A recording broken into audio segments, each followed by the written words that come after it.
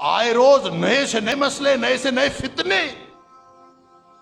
अब सुना है कि एक नया कानून लाया जा रहा है पाकिस्तान के अंदर, जबरी तब्दीली मजहब के इंसदाद का बिल। वजारत मजहबी अमूर में और इस्लामी नजरियाती काउंसिल में वज़ीर गौर है। मैं इंशाअल्लाह कोशिश करूंगा अगले जुमे इसके ऊपर हम तफसीली गुफ्तगू करें। और वो क्या कानून है कि किसी शख्स को 18 साल की उम्र से पहले अपना मजहब तब्दील करने की इजाजत नहीं है। क्या खौफ है, किससे डर है?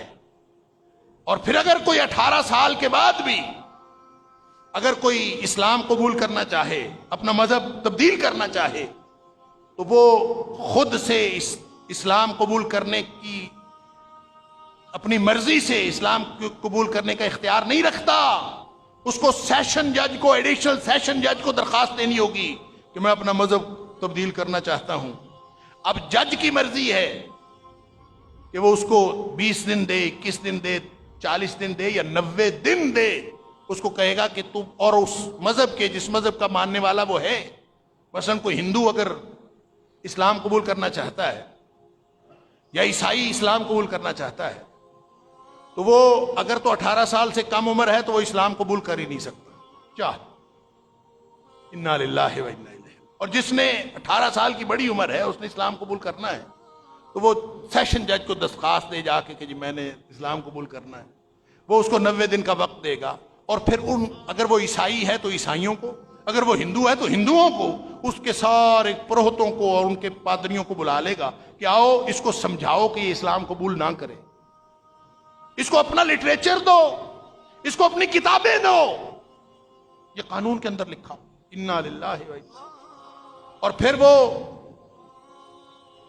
अगर वो किताबें पढ़ने के बाद भी अपने जो मजहब के मुक्तदर तबका है, उनके पादरी और पुरोहित वगैरह, उनके कहने के बावजूद वो कहता है नहीं मैंने फिर भी इस्लाम कबूल करना है मैंने, तो फिर वो दरखास्त देगा और फिर वहां पे इकरार करेगा। 90 दिन के इंतजार के बाद फिर उनको सर्टिफिकेट जारी कर दिया जाएगा कि ये मजहब कबूल, ये दूसरा मजहब कबूल कर सकता है। और अगर इस दौरान ये साबित हो जाए कि किसी मौलवी ने, किसी मुबल्लिग ने, किसी तबलीग करने वाले ने या किसी भी शख्स ने उसके ऊपर कोई दबाव डाला है, अगर इन 90 दिनों में, जाहिर है जब उनके बड़े आके उसको समझाएंगे तो वो किसी भी वक्त कुछ भी कह सकता है। तो अगर उसने कह दिया कि मेरे ऊपर फलां ने दबाव डाला था, तो उसको 3 साल से लेकर 10 साल तक कैद की सजा हो सकती है और जुर्माने की सजा हो सकती है। चल, यानी आइंदा कोई तबलीग भी ना करे।